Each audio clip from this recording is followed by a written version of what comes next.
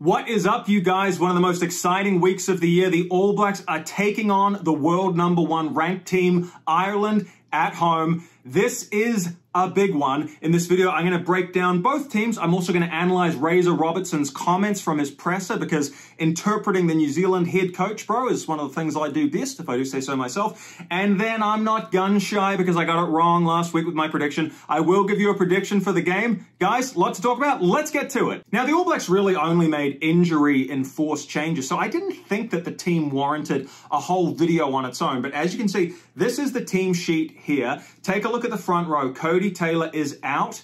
He did have a head injury. He has been stood down, along with number 10, Beauden Barrett. Those are the return to play protocols. It's a good thing. Asafo Aumua slots in. Now, there's nothing good about Cody's injury, except one little silver lining. It happened really early against England. And what that meant was that Asafo Aumua got 76 minutes playing at Twickenham. Did he have a few line-out yips? Yes, he did. Did it compound when Tupovai left the field in the 41st minute? Yes, it did. Was Asafo Aumua a wrecking ball on defense? Yes, he was. Did he look great with the ball in hand? Absolutely he did. So this guy offers a lot of upside. If the All Blacks can really tidy up the line-out this week, I'm stoked to have Asafo Aumua starting. He's grown a lot. He's not just the impact player he used to be. He showed last week he can play the majority of the match and be consistently good throughout. He's going to need to step up. But if you look at the props there, you might be surprised that Tamati Williams goes again. Ethan de Groot still not in the mix. What has this guy done to piss off Razor? Well, maybe it was a minor indiscretion last week when he apparently didn't live up to the team standards, or there's something deeper at play. Otherwise, you just have to think that it's Tamati Williams' excellent form. Yes, he looked a bit uncomfortable in the scrums, but Razor kind of intimated that maybe he was a little bit hard done by the referee. Maybe not. Maybe got outwitted by a Northern Hemisphere opponent who was scrumming in a different way than he's used to. And that's a good thing. That's a learning curve for Tamati. Either way, he gets to go again. I love this front row. Incredibly mobile, incredibly athletic. Now, you might have thought that Patrick Tuipulotu would be starting. However, what we got last week against England was what we've been looking for months now.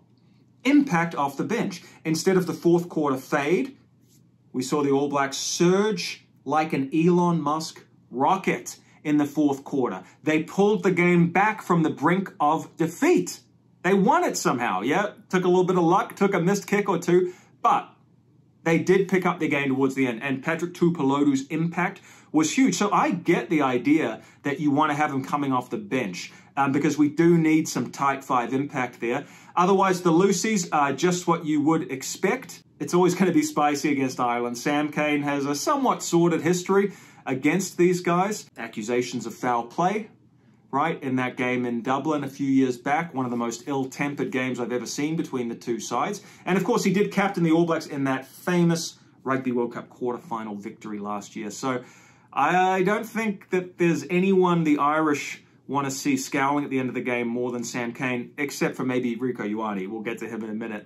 But that's the balanced, loose forward trio that the All Blacks seem to be going with while Cane is still in the fold. Satiti is just the find of the year for the All Blacks. He was always going to start at 6.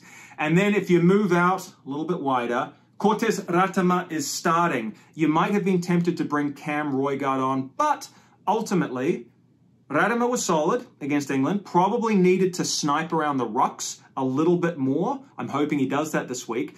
I'm also hoping he plays a little bit less, with all due respect, because I want to see Cam Roigard coming on with 30 minutes to go at least. He got about 20 minutes against England. He came on, he played his hand well. He didn't overplay his hand, and that was actually what I really liked. That shows me he's definitely coming back to full tilt. Wasn't pushing passes, wasn't taking options that weren't on. Steady. And that's actually really important. Cam Roigard is just about the flashiest player in New Zealand. He's got the sidestep. He's got the goose step. He's got the crazy acceleration. He's got the bullet pass. Sometimes playing the percentages, not a bad thing for a halfback. He did that well. So I'd still like to see him coming on and stretching that Irish defense with 30 minutes to go. And look, he's throwing the ball out to Damian McKenzie. Beauden Barrett did not clear his head injury assessment. He is also out. How are we feeling about that, guys? I've seen a definite uptick in popularity in terms of Beauden being the number 10 who starts. But D-Mac iced the game last week. He came on, amazing cameo, did everything he needed to on attack, kicked clutch goals that won the game for the All Blacks. So he's certainly coming in white-hot form. Can he sustain that for 70 minutes? Time will tell. He hasn't been able to do it all year. I'm still an optimist. I think he can put together a complete game. Where I think we lose something is that now we don't have a D-Mac on the bench. We have Stephen Perifetta, very good player, a little bit rusty. And with all due respect, not in the league of a Beauden Barrett or a Damian McKenzie. So it's probably the bench impact we're losing, but D-Mac simply had to start. Otherwise, a very familiar looking back line. And of course, Rieko Ioane's out there. We know that Rieko Ioane and Johnny Sexton had that very unsportsmanlike spat. Definitely not the All Blacks way. You know what Rieko did, obviously some hot heads. If the account of it is true, I certainly don't condone it. I just want to say that. But look, either way, there's been a lot of SHIT talk between these two teams going back for years, you know, including Sam Cane being called a second-rate Richie McCaw. How about we say that? We'll clean it up for YouTube. A second-rate Richie McCaw. That's a nice way of putting it. There's been a lot of crap said by both sides. This is probably the most ill-tempered rivalry in world rugby right now, which is kind of crazy. But that's where we're at. And it's also emblematic of the fact that Ireland have 5 out of their last 9 games as wins against the All Blacks. God, it hurts to even say that. But the balance of power is with the Irish, except for one thing, that Rugby World Cup quarterfinal last year. Was that a one-off? I'm not so sure. I think that maybe the All Blacks are starting to turn the corner mentally against Ireland. With that said, this game, seriously, is going to be as hard as a Rugby World Cup knockout game. The Irish journalists made it very clear. They were grilling Scott Robertson in his press conference, and one of them asked, you know, are you aware of what is going into this game? The fireworks, the music, the way the media is drumming up interest in this game, the patriotic, nationalistic sentiments that the players are expressing, that they have Ireland on their shoulders, that they are fighting for their country. Guys, they sound like men who are going to war, and that's where they're at mentally. So if the All Blacks cannot step up to that level of intensity, they're absolutely going to come off second best in this. I say that as a diehard All Blacks fan. But the All Blacks are going to have to be on the edge of the edge. Before we talk about the Irish team, let's just delve into a couple of other comments from Razor. He basically indicated that he would like to weaponize the scrum. He's pretty happy with how the scrum's going, but he did concede, I'd like to get a few more penalties at scrum time. Very honest thing for a coach to say. Normally they'd say, oh, look, we just want a dominant scrum to set up a platform for our backs to attack. He didn't say that. He was like, no, we'd be pretty happy if we got some penalties and could kick threes. And, you know, I get that. Some of the interpretations of the scrum last week, you could argue were a little bit tough on the All Blacks. Nevertheless, this is a good week to scrum for penalties. Are they going to dominate the Irish scrum? That's hard to see. The Irish have a very, very good set piece. But the scrum has been a weapon for the All Blacks, and I do think that's going to be the foundation again this weekend, for sure. And Razor, of course, talked about Andrew Goodman, the coach who used to be with the Crusaders. Now he's helping the Irish on attack, so he's a very familiar face, knows the New Zealand players well.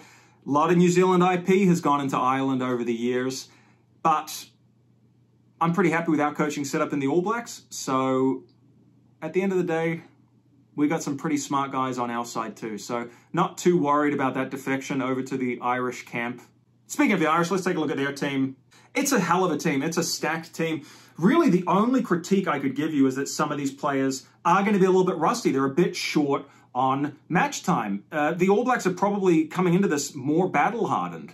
Yeah, they had a layoff after the Rugby Championship, but they had a nice tapering against Japan, and then they had one hell of a game last week at Twickenham, 6 days ago, right? Because this is a short turnaround. So the All Blacks are as battle-hardened as they've been. I think the mentality of the Irish, the desperation to win, will lift them. But just to name a couple of players from the Irish side who are a bit short on minutes. Ronan Gallagher hasn't played a lot at hooker. Joe McCarthy, also short on minutes. So these are some pretty important players who they're going to need to hit top gear pretty much immediately. Could be a little bit challenging, but, you know, they're also pros. So they should be able to ramp up for a game this big. So are the Irish losing something at 10? Well, look, Sexton is pretty much a generational player. Rugby World Cup winners medal or not, he's an all-time great. But this number 10, this kid they have coming through, Crowley, he's a hell of a good player. I don't think he's just a stopgap. I think somehow Ireland may have found the future in the present. If you look at the way he played in the Six Nations, he controlled the game well, but also he was supported by Gibson Park at 9. Gibson Park picked up a lot of slack. And that's allowed Jack Crowley to shine at 10, to play his natural game. The back line is stacked. We know how destructive Bundy Aki is. We know about the kicking game of Keenan. And I think that's how Ireland's going to want to play. They're going to want to pin the All Blacks down in their own 22. And I think they can do a better job of it than England did. England really didn't get enough territory in the 22 to make the All Blacks really suffer last week. And that hurt them in the end. Ireland, I think, will have an easier time. Longer kicking game, probably more kickers that are more accurate and have a big kicking game, and then just the line speed, the absolute relentless line speed. And really, if you want to talk about how the Irish can put together a win against the All Blacks, it's going to be territory, and it's going to be doing what they did in Game 2 against the Springboks in Durban. Now, the Irish were a little bit passive on defence in Game 1 against the Springboks this year. You can't be passive. The Springboks actually made huge meters against their defence on attack. They came back the next week in Durban, the Irish did, and they were men-possessed. The line speed was frickin' unbelievable. Best line speed in the world. They looked like a different team. They had the Bokke on their heels. If the Irish can do that, that's going to be instrumental. Like, I think that defence can win this game. I really think defence and kicking can win this game. And, of course, all roads to victory go through the breakdown. Look at the Irish loose forwards. Yeah, they're scary. Josh van der Flier, hell of a player. Okay, you don't have Peter Amani out there, but look at the talent that you do have. If they can control the breakdown, if they can get turnovers, it's going to be a long day for the All Blacks. So we're really going to have to meet them in the battle of the breakdown. That's where Sam Cane is going to be needed big time. I'm a bit nervous about that aspect of the game. I think that's the surest pathway for the Irish, is to really control the breakdown. And I think they're going to be hitting it harder from the beginning. You got to remember, against England, there was not a turnover until almost the 50th minute. Okay? I predict that will not happen this week. I think the Irish will be flying into the breakdown from minute 1. I think it's going to be a lot more contestable. I think the ruck is going to be just an absolute storm in this game. And whoever wins that battle on the floor, it's going to go a long way towards winning the game. And now, how about the men in black? What are their pathways to victory? God, you can tell I live in the United States. It was election week, just to put a little timestamp on this. I'm not going to give you any political opinions. That's not what you're here for. But it was the election 2 nights ago. Donald Trump is the 47th president. But the term that will be stuck in my head for the rest of my life is pathway to victory through the Electoral College. What swing states do we need to win to get to the White House? Let's talk about pathways to victory. Let's pretend that we're trying to win an election here. What is the shortest, most efficient pathway to victory for the All Blacks? It's going to be using a variety of kicks to take the heat out of the line speed so that the All Blacks can start getting penetration on attack and play their wide game. They cannot play conservatively here. They need to play the full 80 minutes just like they did against England. If they can get one-on-one matchups, I believe they are more athletic in the front row. I believe that they can even get the edge in the back line. The Irish are not going to want to hear that. But if it comes down to running rugby, I believe we have the ability to create space, particularly if you have Cam Roigard, Damian McKenzie, and Will Jordan on the field at the same time, not to mention Talia, who was phenomenal last week. There's virtually nothing in it, but it's going to be attacking rugby. We're not going to get anywhere on attack if we don't kick accurately, though. So expect a short kicking game, expect some bombs early, just to try and take a little bit of sting out of that rush defense. And then I'm hoping that we can get a roll on, quick ruck ball, and play our wide game. Sam Cane's going to have a blinder at the breakdown. Ardie Savea is going to have to be hitting the breakdown like a demon. And I want to see more running and sniping from 9. You know, I do think Cortez Ratama, he passed well, didn't snipe as much as usual, and I kind of think we need that. We need some directness in there. We can't go wide too quick against a team like Ireland, you know, their defense will eat us up. So definitely attacking around the fringes, pick and go, playing with speed, playing with momentum. If the All Blacks can get lightning quick ruck ball, it's going to go a long way towards winning the game. So last week I tipped England to win, even though my gut feeling was the All Blacks were better. But I'm going to do the same thing. I'm going to fall back on my predictions that I made at the start of this year. You can watch the video down here where I predicted the whole calendar year. And I said the All Blacks would score an upset. But I am going to give a disclaimer here.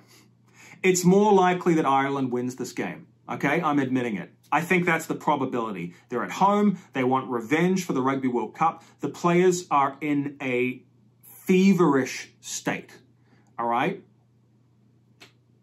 So, I can't go against the All Blacks 2 weeks in a row. If they do it, it's going to be tight. It's going to be by a few points. We have the ability to do it, but here's the caveat.